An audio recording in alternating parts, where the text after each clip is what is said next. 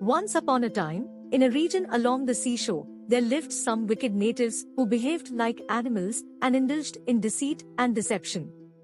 In that region lived a Brahmin named Vidunga, who abandoned his beautiful and virtuous wife Chanchula for another woman. When Vidunga passed away, he was reborn as a demon. Similarly, Chanchula also went astray like her husband and was denounced by everyone in her old age. Ashamed of herself, she renounced her household and roamed about until she reached the Gokaran region.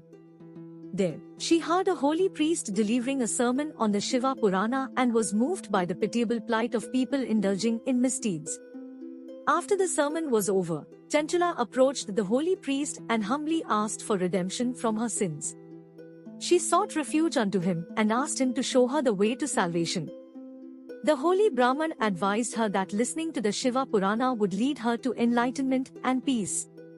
Chanchula requested the Brahman to recite the Shiva Purana to her, and he obliged. The Brahman narrated the entire sacred lore of the Shiva Purana, which enhanced Chanchula's devotion, knowledge, and spirit of renunciation, ultimately leading to her salvation.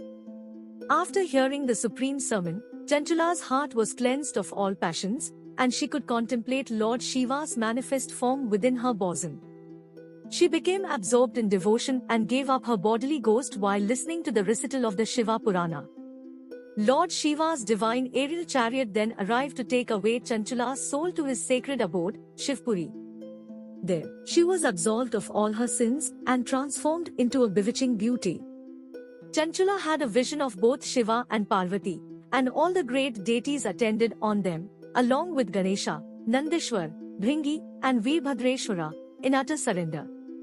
Chanchula was filled with joy and gratitude as she sat beside Lord Shiva and Mother Parvati, basking in their compassion and grace.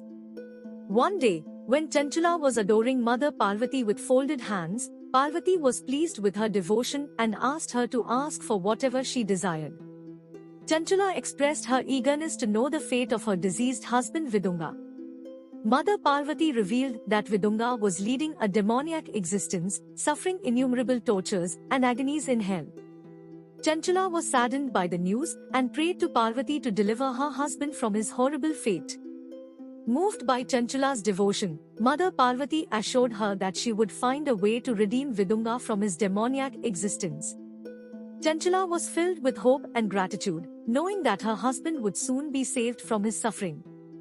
In the end, the story of Chanchula teaches us that even if we have strayed from the path of righteousness, it is never too late to seek redemption and turn towards a life of devotion and virtue.